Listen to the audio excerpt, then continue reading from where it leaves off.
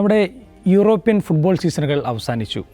UEFA champions ലീഗിൽ PSG ത്രസിപ്പിക്കുന്ന വിജയം സ്വന്തമാക്കി. യൂറോപ്പ ലീഗിലാണെങ്കിൽ ടോട്ടനം വിജയിച്ചു. ഒരുപാട് കാലമായി കപ്പില്ല എന്ന് പറയുന്നൊരു പരാതി അവർ തീർത്തു. അങ്ങനെ യൂറോപ്യൻ ഫുട്ബോൾ സീസണുകൾക്ക് അന്ത്യമായി. കൂടാതെ നമ്മുടെ ക്ലബ് വേൾഡ് കപ്പ് എന്ന് പറയുന്ന ഒരു വലിയ മാമാങ്കം വരാനിരിക്കുന്നു. കൂടാതെ ട്രാൻസ്ഫർ വിപണിക്ക് ചൂട് പിടിച്ചിരിക്കുന്നു. അപ്പോൾ നമ്മൾ ഇന്ന് കുറച്ച് ഫുട്ബോൾ വിശേഷങ്ങൾ ചർച്ച ചെയ്യാമെന്നാണ് കരുതുന്നത്. നമ്മുടെ അതിഥികളൊന്നും നമ്മുടെ ദിലീപ് സാറാണ്. ദിലീപ് സാറെ കുറിച്ച് പറയുകയാണെങ്കിൽ നമ്മൾ ഒരു വർഷമായിട്ട് ദിലീപ് സാർ നമ്മുടെ ക്രിക്കറ്റ് ആയാലും ഫുട്ബോൾ ആയാലും ഒക്കെ നമ്മോടൊപ്പം അധിക സമയം ഉണ്ടാകാറുള്ളൊരു അതിഥി തന്നെയാണ്. അദ്ദേഹത്തെക്കുറിച്ച് പറയുകയാണെങ്കിൽ കൂടുതൽ പരിചയപ്പെടുത്തേണ്ട എന്ന് അറിയാം. എന്നാലും ഇൻ്റർനാഷണലി അക്ലെയിംഡ് ആയിട്ടുള്ള മലയാളത്തിൽ നിന്നുള്ള ഒരു മാധ്യമപ്രവർത്തകനാണ്. മറ്റൊരു പുതിയ അതിഥി കൂടി ഇന്നുണ്ട്, ശ്രീ മുഹമ്മദ് ദാവൂദ്. അദ്ദേഹം മലയാള മനോരമയിലെ സീനിയർ സബ് എഡിറ്റർ ആയിരുന്നു. പലർക്കും സ്പോർട്സ് പേജിലെ ബൈലൈനിലൂടെയൊക്കെ അറിയുന്ന ആളായിരിക്കും. അദ്ദേഹത്തെക്കുറിച്ച് പറയുകയാണെങ്കിൽ അദ്ദേഹം 2 ഫിഫ ലോകകപ്പുകൾ റിപ്പോർട്ട് ചെയ്തിട്ടുണ്ട് മനോരമയ്ക്ക് വേണ്ടി. കൂടാതെ നമ്മുടെ ഇന്ത്യയിലാണെങ്കിലും ISL ഒരുപാട് റിപ്പോർട്ട് ചെയ്ത പരിചയമുണ്ട്. അപ്പോൾ രണ്ടുപേരെയും നമ്മുടെ ചർച്ചയിലേക്ക് സ്വാഗതം ചെയ്യുന്നു. അപ്പോൾ നമുക്ക് നമ്മുടെ PSG എന്ന് പറയുന്ന ഈ വർഷത്തെ ഒരു ടീം, അവരെക്കുറിച്ച് തന്നെ ചർച്ച ചെയ്യാൻ തോന്നുന്നു. നമുക്ക് ദിലീപ് സാറിന് തുടങ്ങാൻ തോന്നുന്നു. PSG കുറിച്ച് സംസാരിക്കും. നമ്മൾ PSG എന്ന് പറയുന്നത് ഇപ്പോൾ 2011 ഖത്തർ കേന്ദ്രീകരിച്ച് ഒരു വലിയ രീതിയിലൊരു ഫണ്ട് ഇറക്കി. ലോകത്തെ ഏറ്റവും മികച്ച താരങ്ങൾ, ഇപ്പോൾ നെയ്മറെ ലോകത്തെ റെക്കോർഡ് ട്രാൻസ്ഫർ തുക കൊണ്ടുവന്നു. ലയണൽ മെസ്സി വന്നു. എംബാപ്പെ 2017 മൊണോക്കോയിൽ നിന്ന് വന്നു. പക്ഷേ അപ്പോഴൊക്കെ അവരുടെ സ്വപ്നം എന്ന് പറയുന്നത് ചാമ്പ്യൻസ് ലീഗ് കിരീടമായിരുന്നു. പക്ഷേ അവർക്ക് ഒരിക്കലും അതിന് സാധിച്ചില്ല, എത്രയും വലിയ താരത്തിലുണ്ടായിട്ടും. പക്ഷേ ഈ വർഷം അവരത് സാധ്യമാക്കി, പറയത്തക്ക താരങ്ങളില്ലാതെ. എന്തായിരുന്നു അവരുടെ ഒരു വിജയത്തിൻ്റെ രഹസ്യം? എന്തായിരുന്നു രഹസ്യം കോച്ചാണ്. കോച്ച് കൊണ്ടുവന്ന ലൂയിസ് എൻറിക്കെ കൊണ്ടുവന്ന ആ ഒരു മൈൻഡ് സെറ്റ് തന്നെ മാറ്റി ക്ലബിൻ്റെ. ഒന്ന്, ഈ താരങ്ങളായിട്ടുള്ള ഒബ്സഷൻ, അത് കുറേയൊക്കെ നിന്നിരിക്കുന്നു. ഇപ്പോൾ PSG അങ്ങനെ ഏറ്റവും വലിയ പേരുകളെ നോക്കിയിട്ടല്ല പോകുന്നത്. അവരുടെ സിസ്റ്റത്തിന് ഏറ്റവും സൂട്ട് ചെയ്യണ കളിക്കാരെ നോക്കിയിട്ടാണ് പോകുന്നത്. പിന്നെ ആദ്യം ഈ ജോലിയിൽ വന്നപ്പോൾ ആദ്യത്തെ ചാമ്പ്യൻസ് ലീഗ് മാച്ചിന് മുമ്പ് ലൂയിസ് എൻറിക്കെ പറഞ്ഞ് ഈ ആംബിഷൻ നല്ലതാണ്, ജയിക്കണം എന്നുള്ളത്, പക്ഷെ അതൊരു ഒബ്സഷൻ ആവരുത്. ഇത് ഈ ചാമ്പ്യൻസ് ലീഗ് എന്ന് മാത്രം പറഞ്ഞത് ഒരു ഒബ്സഷൻ ആയിട്ടുണ്ടായിരുന്നു. അതിന് കുറച്ച് പിന്നോട്ട് നിന്ന് നമുക്ക് ചെയ്യേണ്ട കാര്യങ്ങൾ ചെയ്യുക, അതാണ് ഒരു വ്യത്യാസം. അത് ഈ ലൂയിസ് എൻറിക്കെ നടത്തിയൊരു മാറ്റങ്ങൾ എന്തൊക്കെയായിരിക്കും ഈ ടീമിൽ? അദ്ദേഹം ഒന്ന് വന്നപ്പോൾ എനിക്കിങ്ങനെ എൻ്റെ കളിക്കാർ വളരെ നല്ലോണം പ്രസ് ചെയ്ത് പ്രയത്നിച്ച് കളിക്കണമെന്ന് അത് വളരെ ക്ലിയർ ആക്കി. പണ്ടത്തെ കോച്ചുമാരൊന്നും കളിക്കാരോടൊന്നും പറയാൻ ധൈര്യപ്പെടില്ല. അതിപ്പോൾ ക്രിസ്റ്റോഫ് ഗാൾട്ടിയർ ആയാലും മറ്റേ പോച്ചറ്റീനോ ആയാലും ഇവർക്കൊക്കെ ഡ്രസ്സിങ് റൂമിൽ കോലാഹലം ഉണ്ടാക്കാൻ പേടിയായിരുന്നു. ലൂയിസ് എൻറിക്കെ മെസ്സിയെ വരെ ബെഞ്ച് ചെയ്ത ആളാണ്. അപ്പോൾ ആരെയും പേടിയില്ല. എനിക്കിങ്ങനെ കളിക്കണം, പ്രസ് ചെയ്ത് എല്ലാവരും. ഇപ്പോൾ എംബാപ്പെ പ്രസ് ചെയ്തില്ലെങ്കിൽ എനിക്ക് എംബാപ്പെ വേണ്ട എന്നുള്ള പോലെ തന്നെ. അപ്പോൾ അത് പല കളിക്കാരെയും സീസണിൻ്റെ നടുക്ക് മാനുവൽ ഉഗാട്ടെ ടീമിൽ നിന്ന് ഇറക്കി, ഇപ്പോൾ യുണൈറ്റഡിലാണ്. അതേപോലെ ഇത്രയും പൈസ കൊടുത്ത ഗോൺസാലോ റാമോസ്, ഉഗാട്ടയും റാമോസും കൂടി 140 മില്യൺ യൂറോ ആണ് 2 കളിക്കാർക്കും കൂടി കൊടുത്തത്. രണ്ടുപേരും കളിച്ചിട്ടില്ല ഈ ഫൈനലിൽ. സാറ് പറയുന്നത് ലൂയിസ് എൻറിക്കെ എന്ന കോച്ചിനെ കുറിച്ചാണ്. എൻറിക്കെ നമുക്കറിയാം, അദ്ദേഹം ബാഴ്സയിൽ അദ്ദേഹത്തിനൊരു സുവർണ്ണ കാലം ഉണ്ടായിരുന്നു. പിന്നീട് നമ്മൾ കാണുന്നത് സ്പെയിനിലേക്ക് പോയിട്ട് അദ്ദേഹം വളരെ നിരാശാജനകമായ ലോകകപ്പ് പെർഫോമൻസിന് ശേഷം പുറത്തു പോകുന്നതാണ്. പക്ഷേ പിന്നീട് അദ്ദേഹം PSG വന്ന് ഉയർത്തെഴുന്നേറ്റിരിക്കുന്നു. എങ്ങനെയാണ് ആ ഒരു കോച്ചിനെ കാണുന്നത്? എങ്ങനെയാണ് കോച്ചിനെ കാണുന്നത്?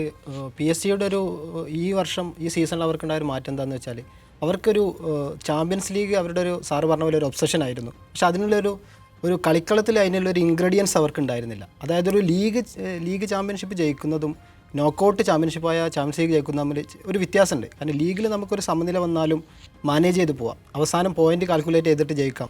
പക്ഷേ ചാമ്പ്യൻസ് ലീഗ് എന്ന് പറയുമ്പോൾ നോക്കൗട്ട് ഘട്ടത്തിലേക്ക് വരുമ്പം അതൊരു കുറച്ചുകൂടി ഒരു ഫയർ കൂടി അതിൽ വേണം. ഇപ്പം അത് നമുക്ക് ഒരു മെത്തേഡിക്കലായിട്ടുള്ളൊരു പ്രോസസ്സ് എന്നതിനപ്പുറം കുറച്ചൊരു ആവേശത്തിലും പിന്നെ ഒരു കളിയിലും ആ മാറ്റം വരണം. അപ്പം എൻറിക്കെ ഒരു സീരിയൽ വിന്നർ ആയതുകൊണ്ടും ട്രബിൾ വിന്നർ എല്ലാം എൻറിക്കൊക്കെ അതൊരു അപരിചിതമായൊരു ഭൂമിയല്ല ചാമ്പ്യൻസ് ലീഗ് എന്ന് പറയുന്നത്. അപ്പോൾ എൻറിക്കെ പോലെ ഒരു കോച്ച് വന്നപ്പം PSG ആ ഒരു കൾച്ചർ, ആ ഒരു മാറ്റം കൊണ്ടുവരാൻ എൻറിക്കൊക്കെ പറ്റി.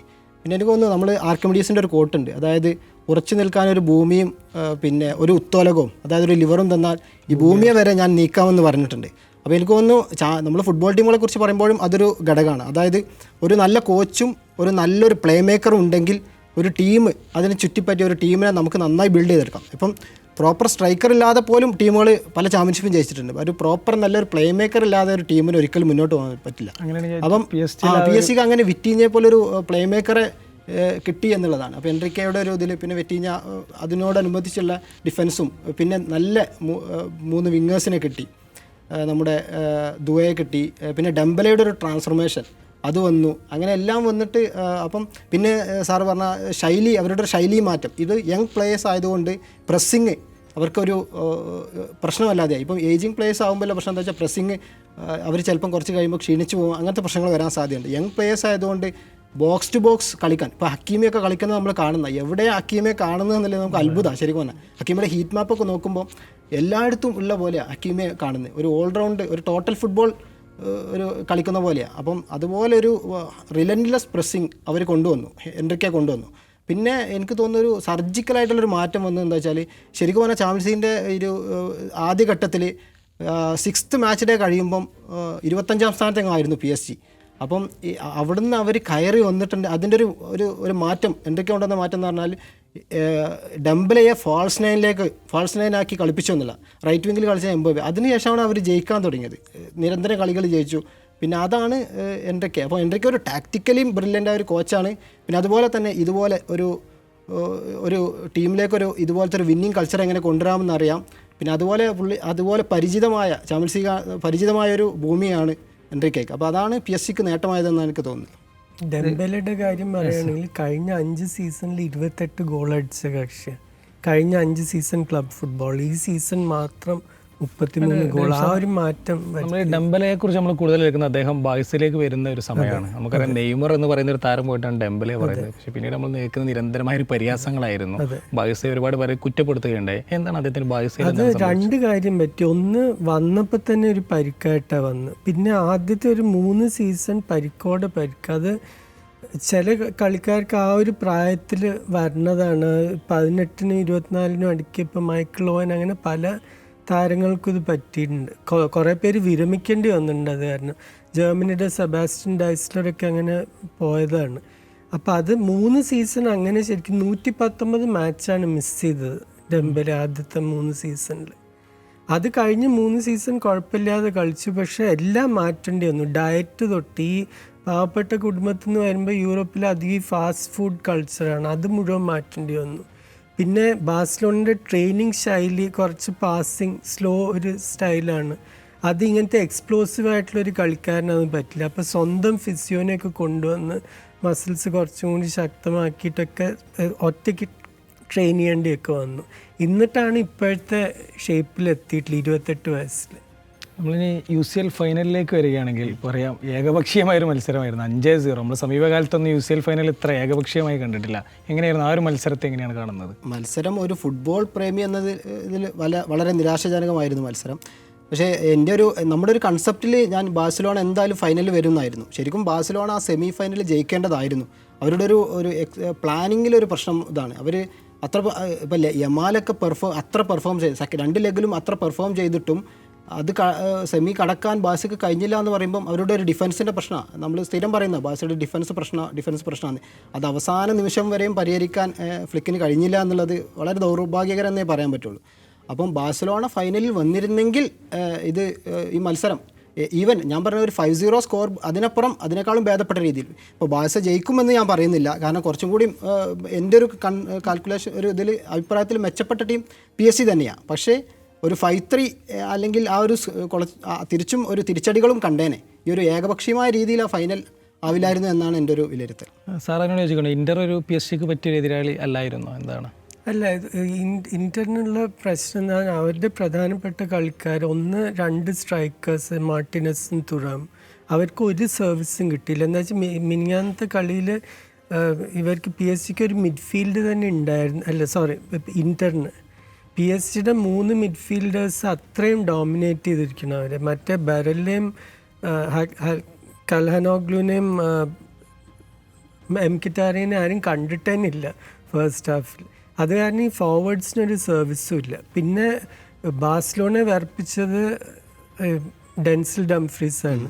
ഡംഫ്രീസിന് മുന്നോട്ട് പോകാൻ വയ്യ. എന്താ വെച്ചാൽ അവിടെ ക്വാരറ്റ്സ്കേലി അത് കഴിഞ്ഞിട്ട് പിന്നെ ഡെംബലെ ലെഫ്റ്റിലേക്ക് പോയി കുറച്ച് സമയം. അപ്പോൾ അവരെ വിട്ട് മുന്നോട്ട് പോകാനും പറ്റില്ല. അപ്പോൾ ഒരു ഒഫെൻസീവായിട്ട് ഒന്നും ത്രെറ്റേ ഉണ്ടായിരുന്നില്ല. ആകെ 2 കോർണറിന് കിട്ടിയ ചാൻസ് അല്ലാതെ 80-ാം മിനിറ്റ് വരെ ഒരു സേവിങ് കൂടി ചെയ്യേണ്ടി വന്നിട്ടില്ല.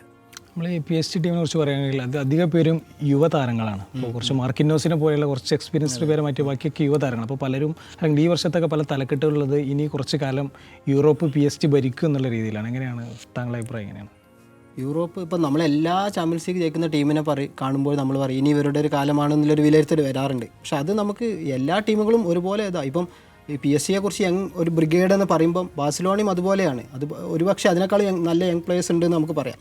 അപ്പം ഇനി യൂറോപ്പ് ഭരിക്കുമെന്നുള്ള അങ്ങനെ പറയാൻ പറ്റില്ല. പക്ഷേ ഈ ടീനേജേഴ്സ് ഇനി ലോകം ഭരിക്കും എന്നുള്ളത് പറയാം. കാരണം യമാൽ, പിന്നെ അതുപോലെ തന്നെ ദുവെ, ഇവരെ പോലുള്ളവർ ഇനി ഈ ക്ലബ്ബ് വേൾഡ് കപ്പിലും ഇവരുടെ ഒരു പ്രസൻസ് ഇപ്പം ബാഴ്സലോണ ഇല്ല എന്നാൽ പോലും ദുവെ പോലുള്ളവർ, പിന്നെ അതുപോലെ തന്നെ അടുത്ത ലോകകപ്പ് എനിക്ക് തോന്നുന്നു അടുത്ത ലോകകപ്പ് ഒരു ടീനേജേഴ്സ് വേൾഡ് കപ്പ് ആയിരിക്കും എന്നാണ് എൻ്റെ ഒരു ഇത്. കാരണം മെസ്സി, റൊണാൾഡോ കാലത്തിന് ശേഷം ടീനേജേഴ്സ് ഇപ്പം നമ്മൾ പറയുന്ന ഇവർക്ക് കടന്നു വരാനൊരു ആദ്യം ഒരു എൻട്രി, ഇവർക്ക് ആ എൻട്രി ഒരു പകപ്പൊന്നുമില്ല. ഇവർ നേരെ വേൾഡ് സ്റ്റേജിലേക്ക് ഒരു ഒറ്റയടിക്ക് ലാൻഡ് ചെയ്യുകയാണ് ശരിക്കും പറഞ്ഞാൽ യൂറോ കപ്പിലൂടെയൊക്കെ. അപ്പം 17-18 വയസ്സിൽ യമാലൊക്കെ അച്ചീവ് ചെയ്തത് മെസ്സിക്കും ക്രിസ്ത്യാനോക്കും വരെ അച്ചീവ് ചെയ്യാൻ പറ്റാത്ത സ്റ്റാറ്റ്സും പിന്നെ ഇതും അച്ചീവ് ചെയ്യുന്നുണ്ട്. അപ്പം ഇനി ഈ ടീനേജേഴ്സിൻ്റെ ഒരു കാലമാണ് ലോക ഫുട്ബോളിൽ വരാനിരിക്കുന്നതാണ് എനിക്ക് തോന്നുന്നത്. ഈ ചാമ്പ്യൻസ് ലീഗും യൂറോ കപ്പും ഒക്കെ കാണുമ്പോൾ ഉള്ളൊരു നമ്മൾ ഈ PSG കുറിച്ച് പറയുമ്പോൾ അവർ ഒരുപാട് കാലം അവർ ഫോക്കസ് ചെയ്തിരുന്ന ഒരു സ്റ്റാർ കൾച്ചറിലായിരുന്നു. പക്ഷെ അവർ ഈ മാറ്റി PRC 1-2 സീസണായിട്ട് അവർ ആ ഒരു സ്ട്രാറ്റജി മാറ്റി. അതിൽ ഏറ്റവും പ്രധാനപ്പെട്ട പങ്കുവെച്ച അവരുടെ സ്പോർട്ടിംഗ് ഡയറക്ടറാണ്. സ്പോർട്ടിംഗ് ഡയറക്ടറും എൻറിക്കയ്ക്കും അങ്ങനത്തെ കളിക്കാരനെയാണ് വേണ്ടത്. ഇപ്പോൾ ഒരു 17 വയസ്സുകാരനെ കിട്ടിയാൽ, അല്ലെങ്കിൽ ഇപ്പോൾ എല്ലാവരും പരാജയപ്പെട്ടു എന്ന് വിചാരിച്ചൊരു ഡെമ്പലെ കൈ കിട്ടിക്കഴിഞ്ഞാൽ അവനെ എനിക്ക് നന്നാക്കാൻ പറ്റും. അതേപോലെ ഇപ്പോൾ അവർ നോക്കുന്നത് അവരുടെ നമ്പർ 1 ടാർഗറ്റ് ഇപ്പോൾ സൗത്ത് അമേരിക്കൻ ഫുട്ബോളിലത്തെ ഏറ്റവും ടാലൻ്റ് ഉള്ള ചെറുപ്പക്കാരൻ ഫ്രാങ്കോ മാസ്റ്റൻറ്റോണോ എന്ന് പറഞ്ഞ റിവർ പ്ലേറ്റിൻ്റെ മിഡ്ഫീൽഡറാണ്. അതിപ്പോൾ റിയൽ മാഡ്രിഡ് ആ റിലീസ് ക്ലോസ് കൊടുക്കണ്ടോ എന്ന് പറഞ്ഞ് ആലോചിച്ചിരിക്കുന്ന സമയം കൊണ്ട് PSG അത് കൊടുക്കാൻ തയ്യാറാണ്. അപ്പോൾ അങ്ങനത്തെ ഒരു 17കാരനാണ് ഇനിയിപ്പോൾ വരാൻ പോകുന്നത്. ഇവിടെ 2 19കാർ, പിന്നെ വോറൻ സേർ എമറി, മറ്റേ ബാർക്കോളയ്ക്ക് 22 വയസ്സേ ഉള്ളൂ, ക്വാരറ്റ്സ്കേലി 24. അപ്പോൾ ഇവരൊക്കെ കൂടി ഇനിയൊരു ഈസി ആയിട്ട് ഒരു 5-10 കൊല്ലം കളിക്കാൻ പറ്റും. ഈ ഒരു PSG-യുമായി ബന്ധപ്പെട്ട് എന്തെങ്കിലും കൂട്ടിച്ചേർക്കാം, നമ്മൾ എന്തെങ്കിലും മിസ്സിംഗ് എലമെൻറ്റ് വന്നിട്ടുണ്ടോ, എന്തെങ്കിലും ആഡ് ചെയ്യാം? PSG എന്തെങ്കിലും ടീമിലോ എൻട്രിക്കയുടെ ശൈലിയിലോ എന്തെങ്കിലും നമ്മൾ എൻട്രിക്കയുടെ എനിക്ക് പറയാൻ എൻ്റെ ഒരു ഇഷ്ട പ്ലെയർ എന്ന് പറയുന്നത് ക്വാരറ്റ്സ്കേലിയാണ്. അപ്പോൾ നമ്മൾ ഫൈനലിലെ ദുബൈയുടെ പെർഫോമൻസാണ് നമ്മൾ ഏറ്റവും പ്രകീർത്തിക്കപ്പെട്ടെങ്കിലും ക്വാരറ്റ്സ്കേലിയ ശരിക്കും പറഞ്ഞാൽ ക്വാരറ്റ്സ്കേലിയ ഒരു വളരെ റെയറായിട്ടുള്ള ട്രബിൾ നേട്ടം ഈ സീസണിൽ കൈവരിച്ചു. നാപ്പോളിയുടെ കൂടെ സീരിയ നേടി, എന്നിട്ട് ഇവിടെ വന്നിട്ട് ഫ്രഞ്ച് കപ്പും ഇതും നേടി, അതുപോലെ തന്നെ ചാമ്പ്യൻസ് ലീഗും നേടി. അപ്പം അങ്ങനെ റയർ ട്രിപ്പിൾ വളരെ അധികം പേർക്ക് ഇല്ലാത്തതാണ്. അപ്പം ക്വാരറ്റ്സ്കേലിയ എന്താ വെച്ചാൽ പിടിച്ചാൽ കിട്ടാത്ത വേഗത്തിൽ ഓടുന്ന ഒരു പ്ലെയറാണ് ശരിക്കും പറഞ്ഞാൽ. നമ്മൾ എംബപ്പയെക്കുറിച്ചൊക്കെ നമ്മൾ തുടക്കകാലത്ത് പറഞ്ഞുകൊണ്ടിരുന്ന പിടിച്ചാൽ കിട്ടില്ല എന്നുള്ള രീതിയിൽ. അപ്പം ക്വാരറ്റ്സ്കേലിയ വളരെ ഒരു ഇൻഫ്ലുവൻഷ്യലായൊരു പ്ലെയറായിരുന്നു ഈ സീസണിൽ PSG-ക്ക് വേണ്ടിയിട്ട്. പിന്നെ അതുപോലെ തന്നെ ജോർജിയ പോലെ ഒരു രാജ്യത്തു നിന്ന് വന്നു. അപ്പം ജോർജിയയുടെ ഒരു ശരിക്കും പറഞ്ഞാൽ ജോർജിയയിൽ ഇപ്പോൾ ഏറ്റവും ഫേമസ് ആയിട്ടുള്ള ആൾ ക്വാരറ്റ്സ്കേലിയാണ്. ഡോണറുമയെ നമ്മൾ എവിടെയും പരാമർശിച്ചില്ല. ഡൊണാരുമയെ നമ്മൾ പരാമർശിച്ചില്ല. ഡൊണാരുമ അതുപോലെ തന്നെ ഇപ്പം ഇറ്റാലിയൻ ടീമിന് വേണ്ടിയാണെങ്കിലും PSG-ക്ക് വേണ്ടിയാണെങ്കിലും ഈ സീസണിൽ. പക്ഷേ ഡൊണാരുമയെ നമ്മൾ പറയാത്തതിൻ്റെ ഒരു കാരണം ഇതാണ്. ശരിക്കും പറഞ്ഞാൽ ഡൊണാരുമയുടെ നല്ല ഡിഫൻസ് അവർക്കുണ്ട്, നല്ല മിഡ്ഫീൽഡ് ഉണ്ട്, എല്ലാം ഉണ്ട്. അപ്പം നമ്മൾ സ്വാഭാവികമായിട്ടും നമ്മൾ അങ്ങനെ ഉണ്ടാകുമ്പോൾ നമ്മൾ ഏറ്റവും മറന്നു പോകുന്ന ആൾക്കാരാണ് ശരിക്കും ഗോൾ കീപ്പേഴ്സിന്. ഇപ്പോൾ സോമറെ നമ്മൾ പറയാൻ കാരണം സോമർ നല്ല ചലഞ്ചസ് നേരിട്ടു. അപ്പോൾ സോമർ അതിനെ ഈ ഫൈനലിൽ പുള്ളിക്ക് ഒന്നും ചെയ്യാൻ പറ്റില്ല. പക്ഷേ സെമി ഫൈനലിലൊക്കെ സോമർ ചെയ്ത ഒരു ഹീറോയിക് ആയിട്ടുള്ള പെർഫോമൻസ് ഉണ്ട്. അപ്പം ഈ ടീം നന്നാവുമ്പം ശരിക്കും പറഞ്ഞാൽ ഗോൾ കീപ്പർ ഇൻവിസിബിൾ ആയിരിക്കും. അതാണ് അതിൻ്റെ ഒരു ഇത്. ടീമിൻ്റെ പെർഫോമൻസ് ഡിഫൻസൊക്കെ മോശമാകുമ്പം ഗോൾ കീപ്പർ വിസിബിൾ ആയിരിക്കുന്നില്ല. അപ്പോൾ അതുകൊണ്ടാണ് ഡൊണാരുമയെ നമ്മൾ പെട്ടെന്ന് ഇങ്ങനെ മറന്നു പോകുന്നത്. പക്ഷേ ഈ ഡൊണാരുമ പക്ഷേ ലിവർപൂളിനെതിരെയുള്ള സെക്കൻഡ് ലെഗും ആഴ്സണലിനെതിരെയും ഭയങ്കര സേവ്സ് ആയിരുന്നു. ലിവർപൂളിനെതിരെ ആൻഫീൽഡിലും അതെ, ഷൂട്ട് ഔട്ടിന് മുമ്പ് തന്നെ ഒരു 4 സേവ് ഉണ്ടായിരുന്നു. പിന്നെ ക്വാരറ്റ്സ്കേലിയുടെ കാര്യം പറയാ, ഈ ടീമിനെ ലൂയിസ് എൻറിക്കെ പഠിപ്പിച്ചു കൊടുത്തിട്ടുള്ള ഏറ്റവും പ്രധാനപ്പെട്ട കാര്യം പ്രസ്സിങ് മാത്രമല്ല. ആഴ്സണലിനെതിരെയൊക്കെ സാക്കെ ടാക്കിൾ ചെയ്യുന്നത് ലെഫ്റ്റ് ബാക്ക് പൊസിഷനിൽ ക്വാരറ്റ്സ്കേലിയാണ്. അത്രയും എല്ലാവരും അത് ചെയ്യാൻ തയ്യാറാണ്. അത് ഏത് ഇപ്പം നേരത്തെ ഹക്കീമിയുടെ ഹീറ്റ് മാപ്പ് പറഞ്ഞ പോലെ വിറ്റീനി ആയാലും ക്വാരറ്റ്സ്കേലി ആയാലും ഇവരൊക്കെ ആ ട്രാക്കിംഗ് ബാക്കിൽ പുറകോട്ടല്ല, എല്ലാവരും അത് ചെയ്യും.